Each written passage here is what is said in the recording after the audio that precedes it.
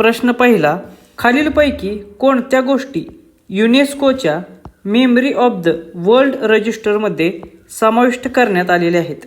तर इथे दिलेल्या गोष्टींपैकी युनेस्कोच्या मेमरी ऑफ द वर्ल्ड रजिस्टरमध्ये समाविष्ट करण्यात आलेल्या गोष्टी आहेत भगवद्गीता आणि नाट्यशास्त्र हे भारतातील प्राचीन ग्रंथ. त्यामुळे पर्याय क्रमांक 1 हे या प्रश्नाचे योग्य उत्तर आहे. प्रश्न क्रमांक दुसरा, अनुसूचित जाती म्हणजेच शेड्युल्ड कास्टसाठी उपवर्गीकरण अंमलात आणणारे भारतातील पहिले राज्य कोणते ठरलेले आहे? तर अनुसूचित जातींसाठी उपवर्गीकरण करणारे भारतातील पहिले राज्य ठरलेले आहे तेलंगणा राज्य हे. त्यामुळे या प्रश्नाचे उत्तर आहे पर्याय क्रमांक 2 हे. प्रश्न क्रमांक तिसरा, जागतिक AI गुंतवणूक 2025 मध्ये भारताचा क्रमांक कोणता आहे? जागतिक लेवलवरती आर्टिफिशियल इंटेलिजन्सवर गुंतवणूक करणारी यादी एक तयार करण्यात आलेली आहे 2025 साठी आणि त्याच्यामध्ये भारताचा क्रमांक आहे 10वा. त्यामुळे पर्याय क्रमांक 3 हे या प्रश्नाचे योग्य उत्तर आहे. आता ही जी AI गुंतवणूक यादी 2025 साठीची आहे ती कोणी जाहीर केलेली आहे? तर ती जाहीर केलेली आहे United nation conference on trade and development म्हणजेच अंगटाड या संस्थेने ही यादी जाहीर केलेली आहे. त्याचबरोबर पेपरमध्ये आपल्याला या यादीमध्ये टॉप कोणी केलेला आहे किंवा पहिला क्रमांक या यादीनुसार कोणाचा आहे असा प्रश्न येऊ शकतो. तर टॉपची कंट्री आहे युनायटेड स्टेट्स ऑफ अमेरिका म्हणजेच अमेरिका या देशाने सर्वात जास्त AI गुंतवणूक केलेली आहे. प्रश्न क्रमांक 4, राष्ट्रीय पंचायत राज दिवस कधी साजरा केला जातो? तर दरवर्षी भारतामध्ये राष्ट्रीय पंचायत राज दिवस हा 24 एप्रिलला साजरा केला जातो. त्यामुळे पर्याय क्रमांक 2 हे या प्रश्नाचे योग्य उत्तर असेल. प्रश्न क्रमांक 5, नवीन सहकार्याचा भाग म्हणून भारतात स्मॉल मॉड्युलर रिॲक्टर्स म्हणजेच SMR कोणते देश उभारणार आहे? तर भारत संयुक्तरित्या स्मॉल मॉड्युलर रिॲक्टर्स म्हणजे या अणुभट्ट्यांचा एक प्रकार आहे तो उभा करण्यासाठी भारताला सहकार्य करणार आहे अमेरिका हा देश. त्यामुळे पर्याय क्रमांक 3 हे या प्रश्नाचे योग्य उत्तर असेल. प्रश्न क्रमांक 6, 2025चा UNEP champion of the earth पुरस्कार कोणाला मिळाला? तर हा जो UNEP तर्फे देण्यात येणारा पुरस्कार आहे चॅम्पियन ऑफ द अर्थ पुरस्कार हा पर्यावरणाशी संबंधित सर्वोच्च पुरस्कार आहे. त्यामुळे याच्यावरती 100% परीक्षेत प्रश्न विचारला जाईल. तर हा जो चॅम्पियन ऑफ द अर्थ पुरस्कार आहे तो मिळालेला आहे सुप्रिया साहू यांना. त्यामुळे पर्याय क्रमांक 4 हे याचे योग्य उत्तर आहे. प्रश्न क्रमांक 7, भारताच्या पहिल्या 1 GHz 64 बिट ड्युअल कोर स्वदेशी मल्टीपर्पज मायक्रोप्रोसेसरचे नाव काय आहे? तर भारताचा पहिला स्वदेशी बनावटीचा 1 GHz 64 bit dual core multipurpose microprocessor बनवला गेलेला आहे आणि त्याचं नाव आहे ध्रुव 64 असे. त्यामुळे पर्याय क्रमांक 2 हे याचे योग्य उत्तर आहे. एकतर तुम्हाला या मायक्रोप्रोसेसरचे नाव विचारतील किंवा दुसरा प्रश्न येईल की हा जो ध्रुव 64 स्वदेशी बनावटीचा मायक्रोप्रोसेसर आहे तो कोणी बनवला? तर हा बनवलेला आहे सीडॅक या भारतीय संस्थेने. त्यामुळे हे नाव देखील लक्षात ठेवा. प्रश्न क्रमांक 8, women peace and security index 2025-26 मध्ये भारताचा क्रमांक कितवा आहे? तर हा एक खूप महत्त्वाचा इंडेक्स आहे women peace and security index 2025. याच्यामध्ये भारताचा क्रमांक आहे 131वा. त्यामुळे पर्याय क्रमांक 3 हे याचे योग्य उत्तर आहे.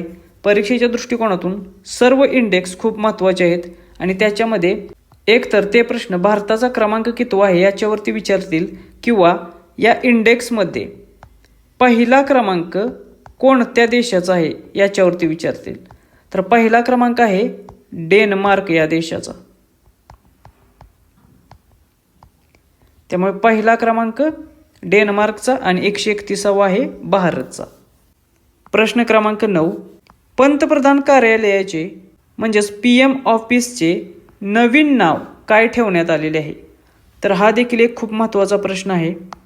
PMOचे नवीन नाव ठेवण्यात आलेले आहे सेवा तीर्थ हे. त्यामुळे पर्याय क्रमांक 3 हे योग्य उत्तर आहे. प्रश्न क्रमांक 10. राष्ट्रपती द्रौपदी मुर्मू यांनी संथाली भाषेत प्रकाशित केलेले भारतीय संविधान कोणत्या लिपीत आहे? तर नुकतेच भारताच्या राष्ट्रपती द्रौपदी मुर्मू यांनी संथाली भाषेमध्ये भारतीय संविधान प्रकाशित केलेले आहे. मात्र त्यासाठी कोणती लिपी वापरली गेलेली आहे असा प्रश्न आहे. तर त्यासाठी लिपी वापरलेली आहे ओल्ड चिक्की ही. ओल्ड चिक्की या लिपीमध्ये भारतीय संविधान प्रकाशित केले. त्यामुळे पर्याय क्रमांक 2 हे योग्य उत्तर आहे. प्रश्न क्रमांक 11. भारताच्या पहिल्या इलेक्ट्रिक एअर टॅक्सीचे नाव काय आहे? तर भारताची जी पहिली इलेक्ट्रिक एअर टॅक्सी आहे तिचे नाव असणार आहे 0 असे. त्यामुळे पर्याय क्रमांक 2 हे याचे योग्य उत्तर आहे. परीक्षेमध्ये तुम्हाला फर्स्ट इन इंडिया आणि फर्स्ट इन महाराष्ट्र याच्यावरती एखादा प्रश्न विचारला जातो. त्यामुळे त्या दृष्टिकोनातून हा प्रश्न महत्त्वाचा आहे. प्रश्न क्रमांक 12. विजय हजारे करंडक 2024-25 मध्ये कोणता संघ विजेता ठरलेला आहे? तर विजय हजारे करंडक जो क्रिकेट या खेळाशी संबंधित आहे तो करंडक 2024-25 वर्षाचा जिंकलेला आहे कर्नाटक या संघाने. आणि कर्नाटकने हा जो करंडक आहे तो विदर्भ या संघाला हरवून जिंकलेला आहे. प्रश्न क्रमांक 13. जगातील सर्वात शक्तिशाली हायड्रोजन ट्रेन इंजिन कोणत्या देशाने विकसित केलेले आहे?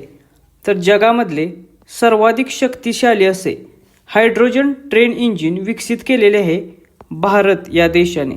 त्यामुळे पर्याय क्रमांक 1 हे याचे योग्य उत्तर आहे. आणि ही जी अनाऊन्समेंट आहे शक्तिशाली हायड्रोजन ट्रेन इंजिनची ती केलेली आहे भारताचे रेल्वे मंत्री अश्विनी वैष्णव यांनी. त्यामुळे पेपरमध्ये तुम्हाला प्रश्न विचारला जाईल की ही जी अनाऊन्समेंट आहे किंवा ही जी घोषणा आहे ती कोणी केलेली? तर रेल्वे मंत्री अश्विनी वैष्णव यांनी. त्याचबरोबर हे जे हायड्रोजन ट्रेन इंजिन आहे याचे पॉवर आउटपुट किती आहे? तर ते आहे 1200 HP. 1200 हॉर्स पॉवर एवढी क्षमता असलेले हे हायड्रोजन ट्रेन इंजिन असणार आहे. आणि याची जी ट्रायल घेतलेली आहे या इंजिनची जगातील सर्वात शक्तिशाली हायड्रोजन ट्रेन इंजिनची या ट्रायलचा मार्ग होता जिंद ते सोनीपत हा हरियाणामधील.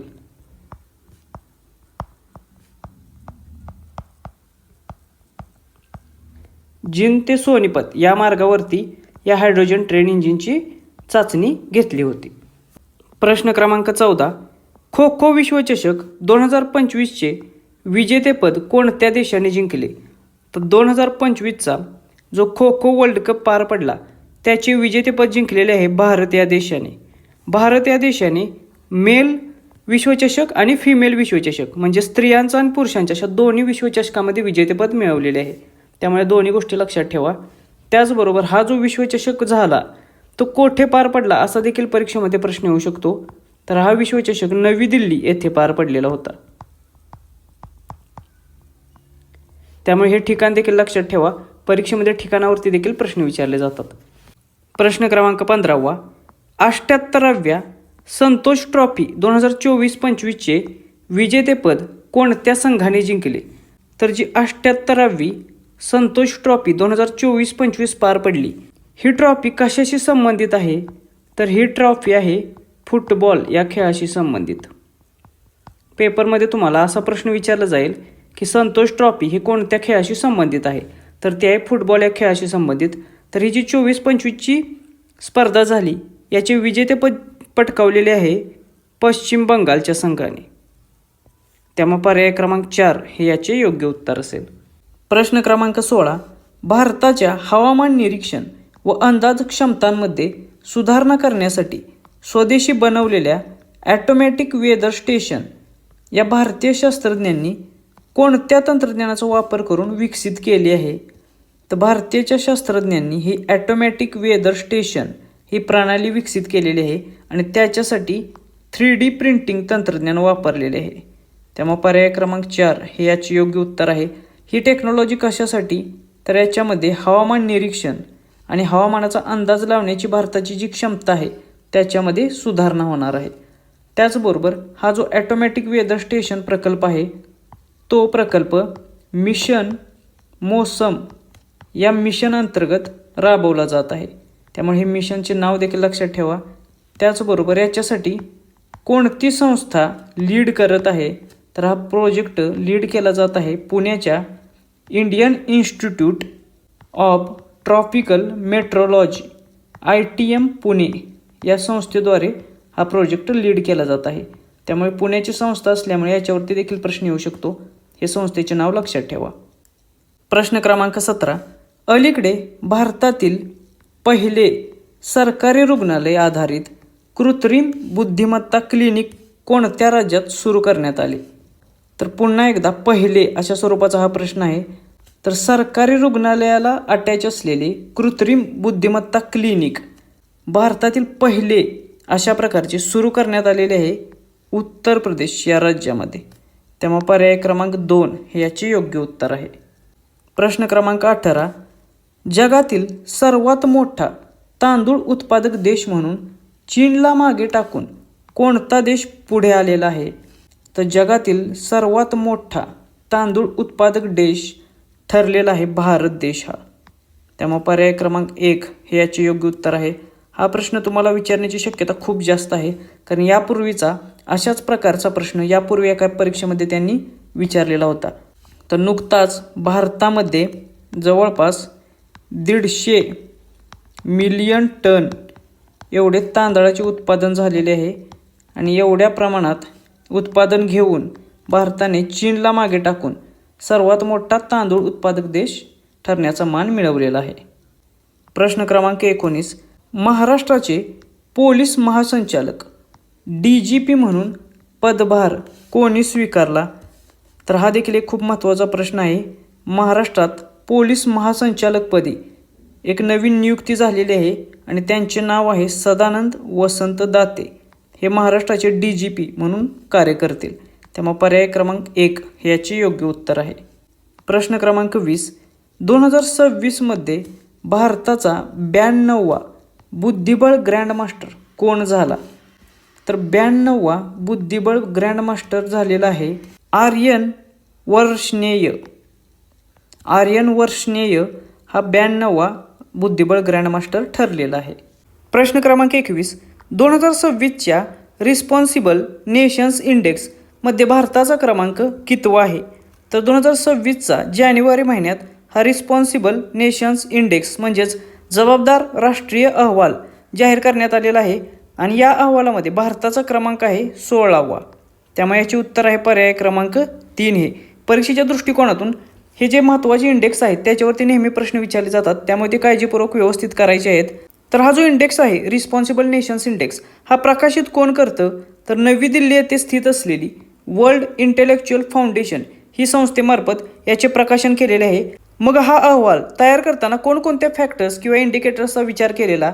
तर नैतिक प्रशासन म्हणजेच इथिकल गव्हर्नन्स, त्यानंतर सामाजिक कल्याण म्हणजे सोशल वेलफेअर, पर्यावरणीय जबाबदारी म्हणजे एन्व्हायरमेंटल रिस्पॉन्सिबिलिटी आणि जागतिक उत्तरदायित्व म्हणजे ग्लोबल अकाउंटेबिलिटी या सर्व निर्देशकांचा विचार करून हा इंडेक्स बनवलेला आहे. मग याच्यामध्ये भारताचा क्रमांक कितवा आहे? तर तो आहे 16वा.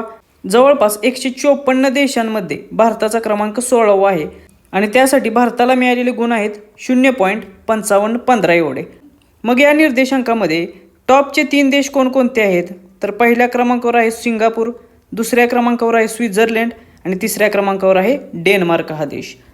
प्रश्न क्रमांक 22. द्रौपदी मुर्मू यांनी आपल्या कार्यकाळात कोणती 2 लढाऊ विमानं उडवली ज्यामुळे त्या तसे करणाऱ्या पहिल्या राष्ट्रपती बनल्या? तर द्रौपदी मुर्मू भारताच्या राष्ट्रपतींनी त्यांच्या आत्तापर्यंतच्या कार्यकाळामध्ये 2 लढाऊ विमाने उडवलेली आहेत किंवा त्या 2 लढाऊ विमानांनी त्यांनी प्रवास केलेला आहे आणि तशा करणाऱ्या त्या पहिल्याच राष्ट्रपती ठरलेले आहेत. तर ती 2 विमाने कोणती आहेत? तर ती आहेत राफेल विमान आणि सुकोई 30 MKI विमान. त्यामुळे पर्याय क्रमांक 1 हे या प्रश्नाचे योग्य उत्तर आहे. प्रश्न क्रमांक 23. नोव्हेंबर 2025मध्ये ICC महिला क्रिकेट वर्ल्ड कपच्या 13व्या आवृत्तीचा विजेता कोणता संघ ठरला? तर नोव्हेंबरमध्ये झालेल्या ICC वुमेन्स क्रिकेट वर्ल्ड कपच्या 13व्या आवृत्तीचा विजेता ठरलेला आहे भारत हा देश.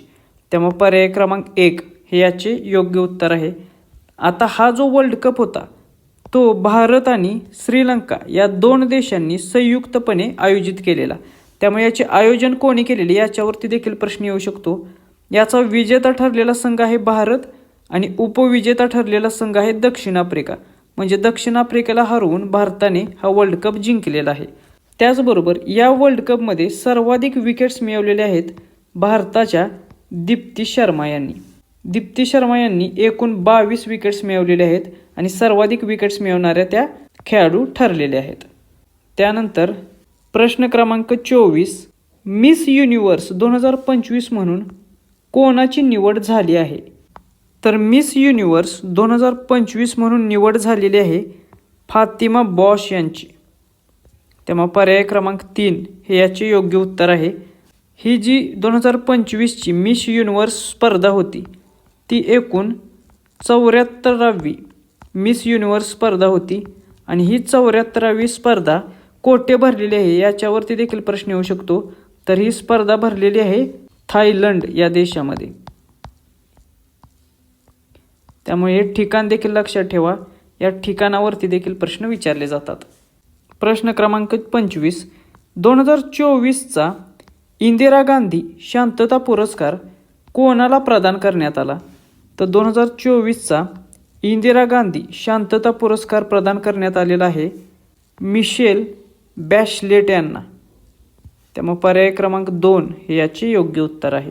प्रश्न क्रमांक 26, आर्थिक वर्ष 2025-26 साठी राजकोषीय तूट म्हणजेच फिस्कल डेफिसिट किती असेल? तर जो काही अर्थसंकल्प भारताचा होता 2025 या वर्षाचा त्याच्यानुसार आर्थिक वर्ष 2025-26 साठी जी राजकोषीय तूट असणार आहे ती अंदाजे 4.4% एवढी असणार आहे. त्यामुळे पर्याय क्रमांक 2 हे याचे योग्य उत्तर असेल.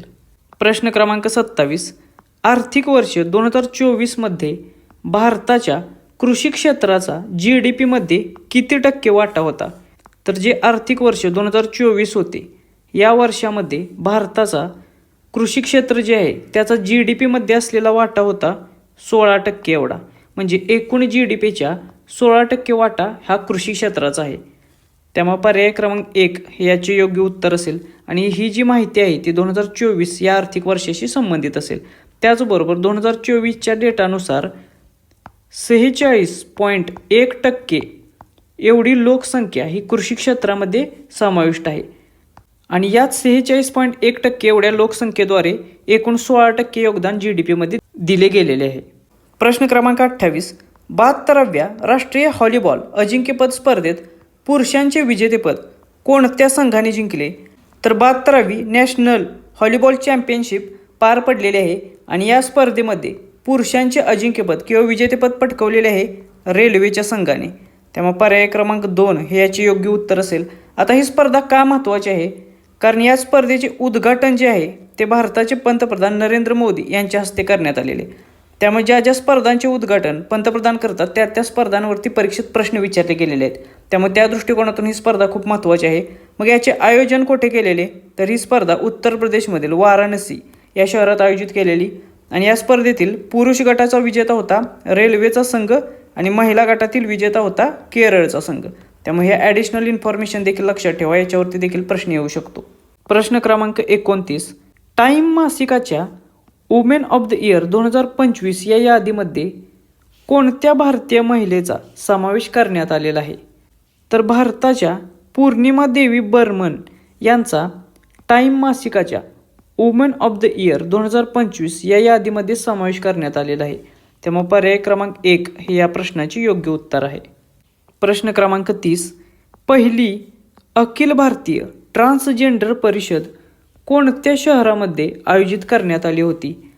तर अशा प्रकारची पहिलीच ऑल इंडिया ट्रान्सजेंडर परिषद पार पडलेली होती आणि ती पार पडलेली अजमेर या शहरामध्ये. त्यामुळे पर्याय क्रमांक 1 हे याचे योग्य उत्तर आहे. आता ही पहिलीच अशा स्वरूपाची परिषद असल्यामुळे याच्यावरती प्रश्न विचारणं देखील खूप अपेक्षित आहे. प्रश्न क्रमांक 31, पंडित दीनदयाल उपाध्याय गरिबीमुक्त गाव योजना कोणत्या राज्याने सुरू केलेली आहे? तर ही देखील योजना परीक्षे दृष्टिकोनातून महत्त्वाची आहे. राजस्थान सरकारने ही योजना सुरू केलेली आहे, त्यामुळे पर्याय क्रमांक 4 हे याचे योग्य उत्तर आहे. प्रश्न क्रमांक 32.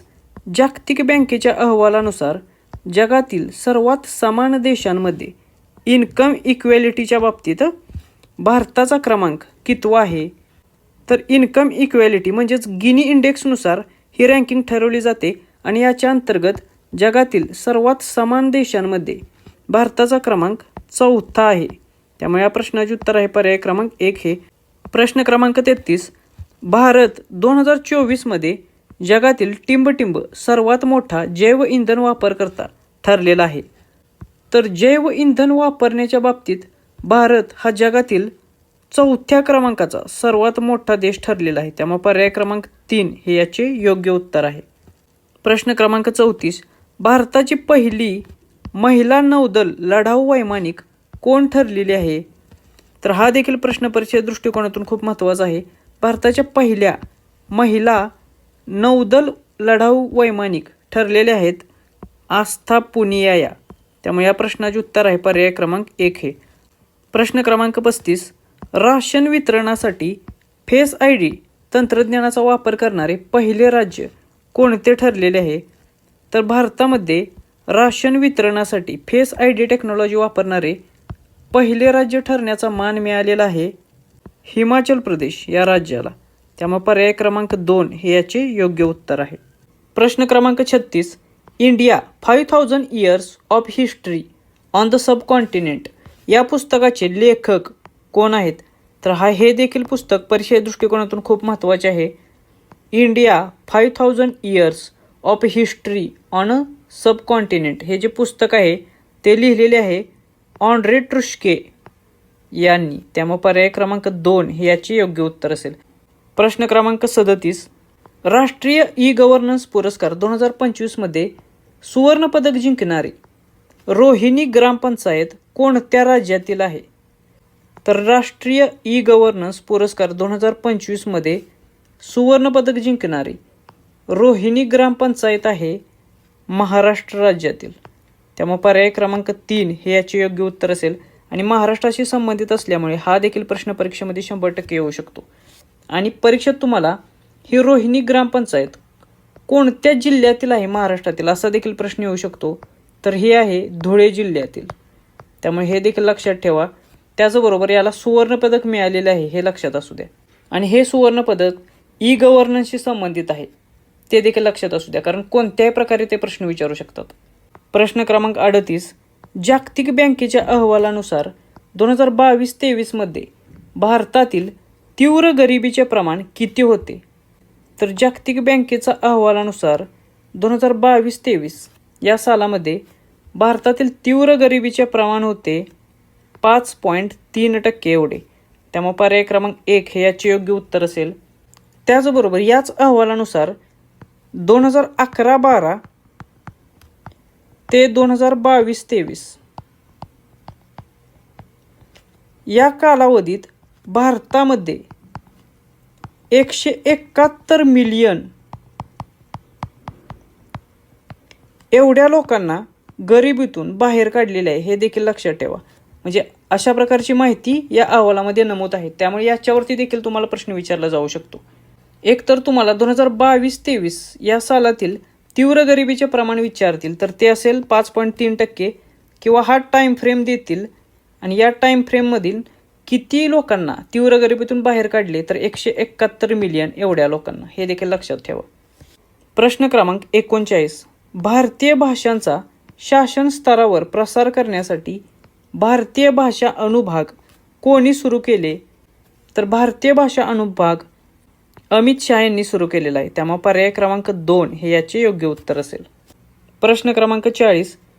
पंतप्रधानांच्या आर्थिक सल्लागार परिषदेचे अध्यक्ष म्हणून कोणाची नियुक्ती झालेली आहे? तर पंतप्रधानांचे आर्थिक सल्लागार परिषद असते आणि त्याचे अध्यक्ष म्हणून S. महेंद्र देव यांची नियुक्ती करण्यात आलेली आहे. त्यामुळे पर्याय क्रमांक 3 हे याचे योग्य उत्तर असेल. परीक्षेमध्ये तुम्हाला अशा वेगवेगळ्या नियुक्त्यांवरती देखील प्रश्न विचारू शकतात. त्यामुळे त्या दृष्टिकोनातून हा प्रश्न महत्त्वाचा आहे. प्रश्न क्रमांक 41, United nations population fund UNFPA द्वारे भारतातील लैंगिक समानतेसाठी कोणत्या अभिनेत्रीची ब्रँड ॲम्बॅसेडर म्हणून नियुक्ती करण्यात आलेली आहे?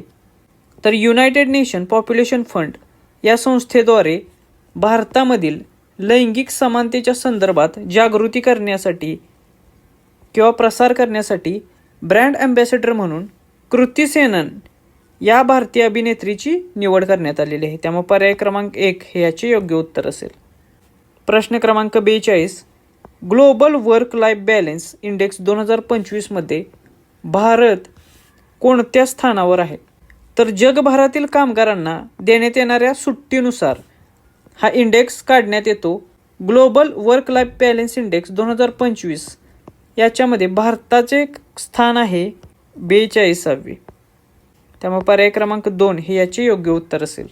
प्रश्न क्रमांक 43, demography representation delimitation the north south divide in India या पुस्तकाचे लेखक कोण आहेत? तर हे देखील परीक्षेच्या दृष्टिकोनातून खूप महत्त्वाचे पुस्तक आहेत. याच्यावरती तुम्हाला प्रश्न येऊ शकतो की demography representation delimitation the north south divide in India या पुस्तकाचे लेखक आहेत रवी के मिश्रा आहे. त्यामुळे पर्याय क्रमांक 1 हे याचे योग्य उत्तर असेल. प्रश्न क्रमांक 44, शिक्षा मंत्रालयाद्वारे जारी केलेल्या नॅशनल इन्स्टिट्यूशनल रँकिंग फ्रेमवर्क म्हणजेच NIRF 2025मध्ये भारतातील सर्वश्रेष्ठ संस्था कोणती ठरलेली आहे?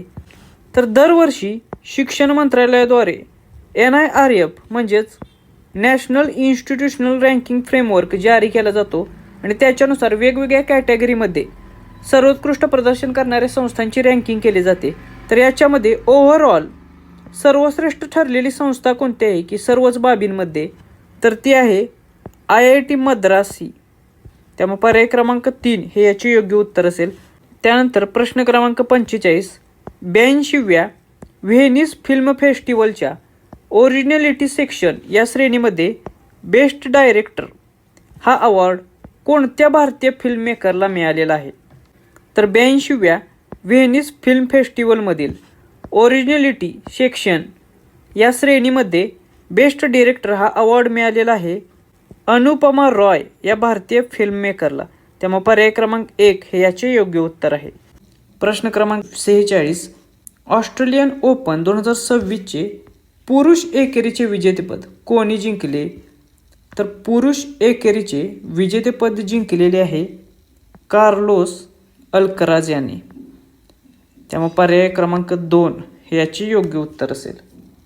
प्रश्न क्रमांक 47, 77व्या प्रजासत्ताक दिन संचलनात प्रथमच प्रदर्शित केलेले दुहेरी कुबड असलेले उंट कोणत्या प्रदेशातील आहेत?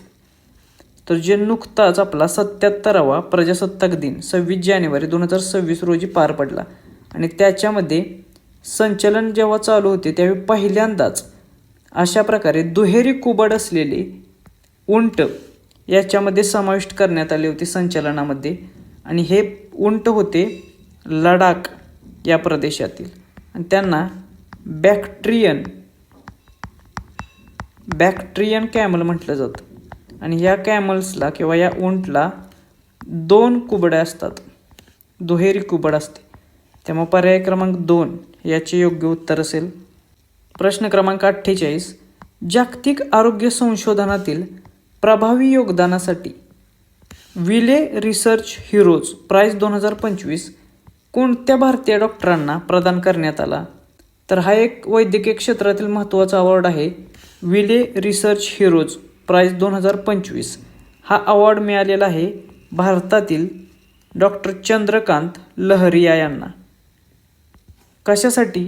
तर जागतिक आरोग्य क्षेत्रातील संशोधनामध्ये त्यांनी प्रभावीपणे योगदान केलेले आहे त्यासाठी. त्यामुळे पर्याय क्रमांक 3 हे याचे योग्य उत्तर असेल. प्रश्न क्रमांक 49, पद्मविभूषण पुरस्कार 2026 किती व्यक्तींना प्रदान करण्यात आले? तर हा एक फिक्स अशा प्रकारचे प्रश्न तुम्हाला विचारले जातील. जे काही पद्म पुरस्कार आहेत ते जाहीर करण्यात आलेले आहेत 2026चे आणि त्याच्यावरती 100% प्रश्न एकतरी विचारला जाईल. आणि पद्मविभूषण हे जे पुरस्कार आहे 2026चा तो किती जणांना मिळाला, तर तो मिळाला 5 व्यक्तींना. त्यामुळे पर्याय क्रमांक 3 हे याचे योग्य उत्तर आहे. आता आपण बघूया, हा जो पद्मविभूषण आहे तो मिळाला 5 व्यक्तींना. त्याच्यानंतर पद्मभूषण आहे तो मिळाला 13 व्यक्तींना आणि जो पद्मश्री आहे तो मिळाला 113 व्यक्तींना. म्हणजे अशा प्रकारे हे जे पद्म पुरस्कार आहेत ते टोटल 131 लोकांना यावर्षी देण्यात आलेले आहेत. त्यामुळे हे 3 आकडे लक्षात ठेवा. पद्मविभूषण 5, पद्मभूषण 13 आणि पद्मश्री 113. आणि टोटल किती अवॉर्ड आहेत, तर टोटल आहेत 131 जणांना मिळालेले आहेत पद्म अवॉर्ड. आता परीक्षेत आपल्याला पद्मविभूषण पुरस्कार जे आहेत त्याच्यावरती जास्त प्रश्न विचारले जातात. मग ते कोणाकोणाला मिळाले ते बघूया. तर महाराष्ट्रातून श्री धर्मेंद्र सिंग देओल यांना कला क्षेत्रातील योगदानासाठी पद्मविभूषण मिळालेला आहे, तो त्यांच्या मृत्यूनंतर. त्यानंतर श्री के.टी. थॉमस यांना सार्वजनिक व्यवहार म्हणजेच पब्लिक अफेअर्ससाठी केरळ या राज्यातील ते आहेत, त्यांना मिळालेलं आहे. त्यानंतर उत्तर प्रदेश या राज्यातील मिसेस एन राजम यांना कला क्षेत्रातील योगदानासाठी पद्मविभूषण मिळालेलं आहे. त्यानंतर केरळ या राज्यातील श्री पी नारायणन यांना साहित्य आणि शिक्षण या क्षेत्रातील योगदानासाठी पद्मविभूषण मिळालेलं आहे. आणि त्यानंतर केरळ याच राज्यातील श्री व्ही.एस. अच्युतानंदन यांना त्यांच्या मृत्यूनंतर पब्लिक अफेअर्स सार्वजनिक व्यवहार या क्षेत्रातील योगदानासाठी पद्मविभूषण मिळालेलं आहे. म्हणजे अशा रीतीने हे 5 जण आहेत यांना 2026चा पद्मविभूषण अवॉर्ड मिळालेला आहे. परीक्षेत तुम्हाला तो व्यक्ती दिला जाईल आणि ते कोणत्या क्षेत्रातील आहे तो विचारला जाईल किंवा कोणत्या राज्यातील आहे तो विचारला जाईल. त्यामुळे हे सर्व इन्फॉर्मेशन लक्षात ठेवा. प्रश्न क्रमांक 50. अलीकडे चर्चेत असलेल्या भारतीय महिला हॉकी गोलरक्षक सविता पुनियाला खालीलपैकी कोणत्या पुरस्काराने सन्मानित करण्यात आले, तर भारताच्या महिला हॉकी गोलरक्षक सविता पुनिया यांना 2026मध्ये पद्मश्री हा अवॉर्ड देऊन पुरस्कृत करण्यात आलेले आहे. त्यामुळे पर्याय क्रमांक 3 हे याचे योग्य उत्तर असेल. प्रश्न क्रमांक 51. सुभाषचंद्र बोस राष्ट्रीय आपत्ती व्यवस्थापन पुरस्कार 2026 व्यक्तिगत श्रेणीवर कोणाची निवड झालेली आहे, तर हा देखील एक महत्त्वाचा पुरस्कार आहे. याच्यावरती देखील पूर्वी प्रश्न विचारलेले आहेत IBPSने. तर सुभाषचंद्र बोस राष्ट्रीय आपत्ती व्यवस्थापन पुरस्कार 2026 व्यक्तिगत श्रेणीमध्ये मिळालेला आहे सीता अशोक शेळके यांना. त्यामुळे याचं उत्तर आहे पर्याय क्रमांक 2 हे. प्रश्न क्रमांक 52. प्रजासत्ताक दिन 2026 साजरा करताना चित्ररथसाठी राज्ये आणि केंद्रशासित प्रदेशांच्या श्रेणीत पहिले बक्षीस कोणत्या राज्याला मिळाले, तर 2026चा जो प्रजासत्ताक दिन पार पडला त्याच्यामध्ये आपल्याला माहीत आहे की चित्ररथांचे प्रदर्शन किंवा संचलन केले जाते आणि याच्यामध्ये राज्य आणि केंद्रशासित प्रदेशांच्या यादीत पहिला क्रमांक किंवा पहिल्या क्रमांकाचे बक्षीस मिळालेले आहे महाराष्ट्राच्या चित्ररथाला. त्यामुळे पर्याय क्रमांक 3 हे याचे योग्य उत्तर आहे. आणि महाराष्ट्राला पुरस्कार मिळाल्याने याच्यावरती प्रश्न येण्याची शक्यता खूप जास्त आहे. आता महाराष्ट्राचा हा जो चित्ररथ होता तो कोणता होता ते देखील माहीत असलं पाहिजे. तर गणेशोत्सवावरती हा चित्ररथ महाराष्ट्राने बनवलेला होता. त्यामुळे हे देखील लक्षात ठेवा. या थीमचे नाव देखील तुम्हाला विचारले जाईल. प्रश्न क्रमांक 53.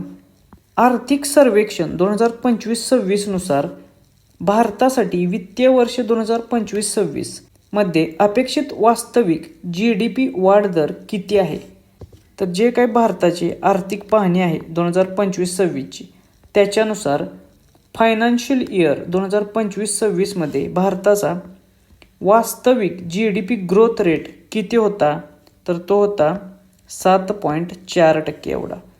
त्यामुळे पर्याय क्रमांक 3 हे याचे योग्य उत्तर आहे. त्याच्यानंतर प्रश्न क्रमांक 54. आर्थिक सर्वेक्षण 2025-26 नुसार भारतातील जनरेटिव्ह AI स्टार्टअपचे सर्वाधिक हिस्सा कोणत्या राज्यात आहे, तर आर्थिक सर्वेक्षण किंवा आर्थिक पाहणीवरती नक्की तुम्हाला प्रश्न विचारेल आणि त्याचनुसार भारतातील जनरेटिव्ह AIचे जे स्टार्टअप आहे त्याच्यामध्ये सर्वाधिक हिस्सा असलेले राज्य आहे कर्नाटक हे. कर्नाटक या राज्यामध्ये सुमारे भारताच्या जवळपास 39% एवढे स्टार्टअप हे एकट्या कर्नाटक राज्यामध्ये आहेत जनरेटिव्ह AIचे. त्यामुळे पर्याय क्रमांक 4 हे याचे योग्य उत्तर असेल. आणि अशा रीतीने मग कर्नाटक हे जे राज्य आहे ते जनरेटिव्ह AIचे हब म्हणून समोर येत आहे. त्यामुळे तुम्हाला असा देखील प्रश्न येऊ शकतो की जनरेटिव्ह AIचे हब म्हणून कोणते राज्य समोर येत आहे, तर त्याचे उत्तर असेल कर्नाटक हेच.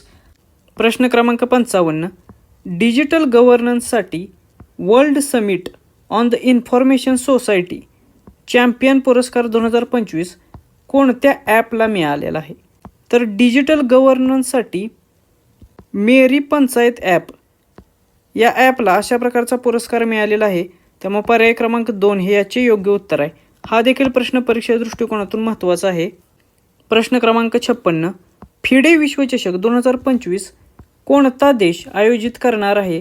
तर हा जो विश्वचषक आहे चेसचा 2025 सालचा तो भारत आयोजित करणार आहे. त्यामुळे पर्याय क्रमांक 1 हे याचे योग्य उत्तर आहे. त्याचबरोबर भारतातील कोणत्या ठिकाणी ही स्पर्धा पार पडणार आहे? तर गोव्यामध्ये ही स्पर्धा होणार आहे. त्यामुळे हे देखील लक्षात ठेवा, याच्यावरही प्रश्न येऊ शकतो. प्रश्न क्रमांक 57, सिम्बेक्स 2025 हा नौदल सराव कोणत्या 2 देशांदरम्यान झाला? तर सिम्बेक्स हा जो नौदल सराव आहे तो पार पडलेला आहे भारत आणि सिंगापूर या 2 देशांमध्ये. त्यामुळे पर्याय क्रमांक 2 हे याचे योग्य उत्तर आहे.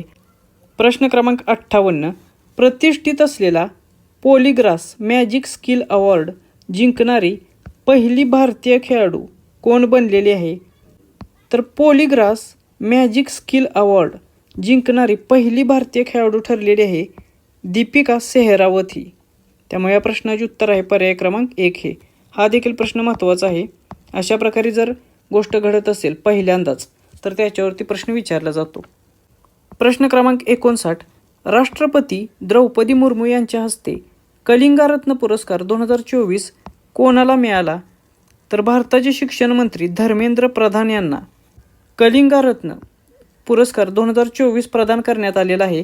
त्यामुळे पर्याय क्रमांक 2 हे याचे योग्य उत्तर आहे. प्रश्न क्रमांक 60, QS रँकिंग 2026 नुसार विद्यार्थ्यांसाठी जगातील सर्वात स्वस्त शहर कोणते ठरलेले आहे? तर QS रँकिंग 2026 नुसार विद्यार्थ्यांसाठी जगातील सर्वात स्वस्त शहर ठरलेले आहे दिल्ली हे. त्यामुळे या प्रश्नाचे उत्तर आहे पर्याय क्रमांक 1 हे. प्रश्न क्रमांक 61, BBC Indian sport woman of the year 2025 म्हणून कोणाचे नाव घोषित केले गेले? तर BBC तर्फे देण्यात येणारा Indian sport woman of the year 2025 हा अवॉर्ड मिळालेला आहे स्मृती मंधाना यांना. त्यामुळे पर्याय क्रमांक 1 हे याचे योग्य उत्तर आहे. त्याचबरोबर दिव्या देशमुख यांना देखील BBCचा emerging player of the year हा पुरस्कार मिळालेला आहे.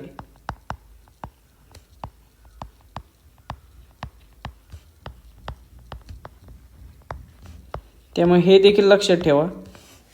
त्याच्यानंतर प्रश्न क्रमांक 62, नवी दिल्ली येथे आयोजित इंडिया AI समिटमध्ये साही आणि बोध हे 2 राष्ट्रीय उपक्रम कोणी लॉन्च केले? तर हे उपक्रम लॉन्च केलेले आहेत भारताचे आरोग्यमंत्री जगत प्रकाश नड्डा यांनी. त्यामुळे पर्याय क्रमांक 4 हे याचे योग्य उत्तर आहे. आणि हे जे सही आणि बोध हे जे 2 उपक्रम आहे ते कशाशी संबंधित आहेत? तर हे संबंधित आहेत आरोग्य व्यवस्थेशी किंवा हेल्थ केअरशी, असं लक्षात ठेवा. जरी प्रश्न विचारलाच हे कशाशी संबंधित आहेत तर हे आहेत हेल्थ केअर, आरोग्य व्यवस्थेशी संबंधित असलेले 2 उपक्रम आहेत. त्याच्यानंतर प्रश्न क्रमांक 63, केंद्रीय अर्थसंकल्प 2026 मध्ये जेंडर बजेटसाठी किती तरतूद केलेली आहे? तर एकूण अर्थसंकल्पाच्या जवळपास 9.37% रक्कम एवढी 2026च्या जेंडर बजेटसाठी अलोकेट करण्यात आलेली आहे. मग ती रक्कम किती होते? तर ती रक्कम होते 5.01 लाख कोटी, म्हणजे 5 लाख कोटी एवढी रक्कम जेंडर बजेटसाठी अलोकेट केलेली आहे. आणि ती होते एकूण अर्थसंकल्पाच्या 9.37% एवढी. त्यामुळे पर्याय क्रमांक 2 हे याचे योग्य उत्तर आहे. प्रश्न क्रमांक 64. 62व्या म्युनिच सिक्युरिटी कॉन्फरन्स 2026 दरम्यान भेटलेल्या G4 समूहात खालीलपैकी कोणते देश समाविष्ट आहेत? हा जो G4 समूह आहे याच्यामध्ये कोणाचा समावेश होतो? तर भारत, जर्मनी, जपान आणि ब्राझील या 4 देशांचा याच्यामध्ये समावेश होतो. त्यामुळे पर्याय क्रमांक 1 हे याचे योग्य उत्तर आहे. आणि हा जो G4 समूह प्रामुख्याने कशासाठी आहे? तर जी युनायटेड नेशनची सिक्युरिटी काउन्सिल आहे याच्यामध्ये जे स्थायी सदस्य आणि अस्थायी सदस्य आहेत याचे प्रतिनिधित्व वाढवण्यासाठी हा G4 सदस्य मागणी करत आहे. मग ह्या G4 मध्ये भारतातर्फे कोणी सहभाग घेतला होता? तर भारताचे जे परराष्ट्र मंत्री आहेत एस जयशंकर यांनी मग या G4 गटांची जी बैठक होती त्याच्यामध्ये सहभाग घेतला होता. प्रश्न क्रमांक 65. भारताने जागतिक भूक निर्मूलनास मदत करण्यासाठी तांदूळ पुरवठ्याचा 5 वर्षांचा करार कोणत्या संस्थेसोबत केला? तर ग्लोबल हंगर कमी करण्यासाठी मदत म्हणून भारताने 5 वर्ष तांदूळ पुरवठ्याचा एक करार केलेला आहे आणि तो करार वर्ल्ड फूड प्रोग्रॅम या संस्थेसोबत केलेला आहे. त्यामुळे पर्याय क्रमांक 3 हे याचे योग्य उत्तर आहे. भारताची जी संस्था आहे food corporation of India FCI आपण ज्याला म्हणतो त्या संस्थेने वर्ल्ड फूड प्रोग्रॅम या संस्थेसोबत हा करार केलेला आहे. महत्त्वाच्या संस्थांना देशी तंत्रज्ञानाद्वारे सुरक्षित करण्यासाठी मिशन सुदर्शन चक्रची घोषणा कोणी केली? तर हा देखील प्रश्न खूप महत्त्वाचा आहे. याच्यावरती देखील तुम्हाला पेपरमध्ये प्रश्न विचारला जाऊ शकेल की मिशन सुदर्शन चक्र काय आहे? तर देशातील जे काही महत्त्वाचे एअरपोर्ट्स आहेत किंवा देशातील जी महत्त्वाची लष्करी ठिकाणे आहेत त्याचबरोबर महत्त्वाचे इन्फ्रास्ट्रक्चर्स आहेत, महत्त्वाच्या संस्था आहेत किंवा बेसिकली ज्या महत्त्वाच्या बिल्डिंग्ज आहेत त्यांना सुरक्षित ठेवण्यासाठी एअर अटॅक्सपासून मिशन सुदर्शन चक्र याची घोषणा 15 ऑगस्टला देशाचे पंतप्रधान नरेंद्र मोदी यांनी केलेली आहे. त्यामुळे या प्रश्नाचे उत्तर आहे पर्याय क्रमांक 3 हे. प्रश्न क्रमांक 67. अलीकडेच भारतीय रेल्वेने चाचणी घेतलेल्या आशियातील सर्वात लांब मालगाडीचे नाव काय आहे? तर हा देखील प्रश्न परीक्षा दृष्टिकोनातून महत्त्वाचा आहे. तर आशियातील सर्वात लांब मालगाडीचे नाव आहे रुद्रास्त्र हे. त्यामुळे या प्रश्नाचे उत्तर आहे पर्याय क्रमांक 1 हे. आणि ही रुद्रास्त्र मालगाडी जवळपास 4.5 किलोमीटर लांब आहे आणि याला 354 डबे आहेत. त्यामुळे हे देखील लक्षात ठेवा. याच्यावरती देखील तुम्हाला प्रश्न विचारला जाऊ शकतो. प्रश्न क्रमांक 68. भारताचे पहिले संपूर्णपणे सौर ऊर्जेवर चालणारे विधानसभेचे सभागृह कोणते ठरलेले आहे? तर भारतातील अशी कोणती विधानसभा आहे जी संपूर्णपणे सौर ऊर्जेवर चालत आहे? तर त्या विधानसभेचे नाव आहे दिल्ली विधानसभा आणि ही अशा प्रकारची पहिलीच विधानसभा ठरलेली आहे. त्यामुळे पर्याय क्रमांक 2 हे याचे योग्य उत्तर आहे. प्रश्न क्रमांक 69. इंडसइंड बँकेने आपला नवीन व्यवस्थापकीय संचालक आणि CEO म्हणून कोणाची नियुक्ती केलेली आहे? तर इंडसइंड या बँकेने आपला नवीन MD आणि CEO म्हणून राजीव आनंद यांची नेमणूक केलेली आहे. त्यामुळे पर्याय क्रमांक 2 हे याचे उत्तर आहे. प्रश्न क्रमांक 70. भारतात 8वा राज्य वेतन आयोग 8th स्टेट पे कमिशन स्थापन करणारे पहिले राज्य कोणते ठरले? तर अशा प्रकारचे जे प्रश्न असतात केंद्र सरकार राज्य सरकारांशी निगडीत ते MPSCचे फेवरेट प्रश्न असतात. त्यामुळे हा 100% प्रश्न तुम्हाला येऊ शकतो. तर भारतातील हा जो 8वा स्टेट वेतन आयोग आहे तो नेमणारे पहिले राज्य कोणते आहे? तर ते आहे आसाम राज्य. राज्य स्तरावरती अशा प्रकारे हा 8वा वेतन आयोग नेमणारे पहिले राज्य आसाम ठरलेले आहे. त्यामुळे पर्याय क्रमांक 4 हे याचे योग्य उत्तर असेल. मग या 8व्या राज्य वेतन आयोगाची घोषणा कोणी केली? तर आसामचे मुख्यमंत्री हिमंता बिस्वा शर्मा यांनी या 8व्या राज्य वेतन आयोगाची घोषणा केलेली आहे. हा 8वा राज्य वेतन आयोग कशाशी संबंधित असणार आहे? तर राज्य सरकारचे जे कर्मचारी आहेत त्यांची वेतन श्रेणी आणि त्यांच्या पेन्शनच्या जी संरचना आहे त्याचा आढावा घेण्यासाठी, त्याच्यामध्ये बदल सुचवण्यासाठी, वाढ सुचवण्यासाठी हा 8वा राज्य वेतन आयोग नेमलेला आहे. मग या आसामच्या 8व्या राज्य वेतन आयोगाचे अध्यक्ष कोण असतील? तर त्याचे अध्यक्ष असणार आहेत सुभाष दास हे. आता परीक्षेत तुम्हाला असा देखील प्रश्न येऊ शकतो की 8व्या केंद्रीय वेतन आयोगाच्या अध्यक्षा कोण आहेत? तर यापूर्वीच 8वा केंद्र लेवलचा वेतन आयोग नेमला गेलेला आहे आणि याच्या अध्यक्षा होत्या रंजना प्रकाश देसाई या. त्यामुळे हे नाव देखील लक्षात ठेवा, याच्यावरती देखील 100% प्रश्न येऊ शकतो. प्रश्न क्रमांक 71, भारताची पहिली खाजगी उपग्रह इंटरनेट सेवा कोणती कंपनी सुरू करणार आहे? तर हा देखील प्रश्न परीक्षेच्या दृष्टिकोनातून खूप महत्त्वाचा आहे. तर भारतातील अनंत टेक्नॉलॉजीज ही जी कंपनी आहे ती कंपनी भारतातील पहिली खाजगी उपग्रह इंटरनेट सेवा पुरवणार आहे. त्यामुळे पर्याय क्रमांक 4 याचे योग्य उत्तर आहे. प्रश्न क्रमांक 72, नासा NSSच्या 2025च्या स्पेस सेटलमेंट डिझाईन स्पर्धेत पहिला पुरस्कार कोणत्या शाळेला मिळाला? तर नासा NSSच्या मार्फत घेण्यात येणारी 2025साठीची स्पेस सेटलमेंट डिझाईन स्पर्धा पार पडलेली आहे आणि याच्या अंतर्गत पहिला क्रमांक पटकावलेला आहे SRN मेहता स्कूल या शाळेने.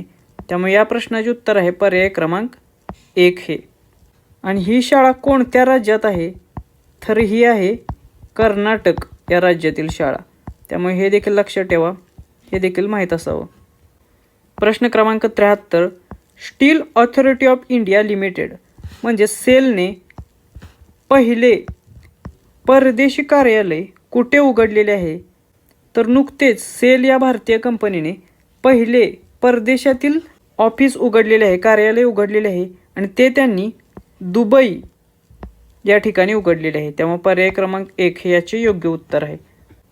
प्रश्न क्रमांक 74, भारताची पहिली QR आधारित डिजिटल हाऊस ॲड्रेस प्रणाली कोणत्या शहरात सुरू झाली? तर QR आधारित असलेली QR कोडवर डिजिटल हाऊस ॲड्रेस सिस्टीम सुरू करण्यात आलेली आहे इंदोर या ठिकाणी. त्यामुळे पर्याय क्रमांक 4 हे याचे योग्य उत्तर आहे आणि ही अशा प्रकारे भारतातील पहिलीच सिस्टीम असेल. त्यामुळे हे देखील लक्षात ठेवा, याच्यावरती प्रश्न येऊ शकतो. प्रश्न क्रमांक 75, कोणते विद्यापीठ माजी पंतप्रधान मनमोहन सिंग यांच्या नावाने नामांतरित होणार आहे? तर जे बेंगलुरूची सिटी युनिव्हर्सिटी आहे, बेंगलुरू शहर विद्यापीठ, हे माजी पंतप्रधान मनमोहन सिंग यांच्या नावावरून ओळखले जाणार आहे. त्यामुळे पर्याय क्रमांक 1 हे याचे योग्य उत्तर आहे. प्रश्न क्रमांक 76, भारताची पहिली UPI संचलित बँक शाखा कोणत्या शहरात उघडली? तर भारतातील पहिली UPI संचलित बँक शाखा उघडलेली आहे बेंगलुरू या शहरामध्ये आणि ही जी शाखा आहे UPI संचलित बँक शाखा ही स्लाईस या बँकेची शाखा आहे. त्यामुळे हे देखील लक्षात ठेवा, या बँकेवरती देखील तुम्हाला प्रश्न येऊ शकतो. त्यामुळे या प्रश्नाचे उत्तर आहे पर्याय क्रमांक 3 हे. प्रश्न क्रमांक 77, शहरी स्थानिक संस्था अध्यक्षांची पहिली राष्ट्रीय परिषद कोणत्या शहरात झाली? तर ज्या काही शहरी स्थानिक स्वराज्य संस्था आहेत त्यांच्या अध्यक्षांची राष्ट्रीय परिषद पार पडलेली आहे आणि ही अशा प्रकारची पहिलीच परिषद होती आणि ही परिषद गुरुग्राम या ठिकाणी पार पडली होती. त्यामुळे पर्याय क्रमांक 2 हे याचे योग्य उत्तर आहे. प्रश्न क्रमांक 78, घाना या देशात ऑर्डर ऑफ द स्टार हा सर्वोच्च सन्मान कोणाला देण्यात आला? तर देशाचे पंतप्रधान नरेंद्र मोदी यांना घानाचा सर्वोच्च पुरस्कार ऑर्डर ऑफ द स्टार हा देण्यात आलेला आहे. त्यामुळे पर्याय क्रमांक 1 हे याचे योग्य उत्तर आहे. प्रश्न क्रमांक 79, मुख्यमंत्री प्रतिज्ञा योजना कोणत्या राज्य सरकारने सुरू केली? तर परीक्षेच्या दृष्टिकोनातून हे देखील योजना महत्त्वाची आहे. तर मुख्यमंत्री प्रतिज्ञा योजना सुरू केलेली आहे बिहार या राज्याने. त्यामुळे पर्याय क्रमांक 4 हे याचे योग्य उत्तर आहे. तर ही योजना काय आहे? तर ही योजना जे इंटर्नशिप करू शकणार आहेत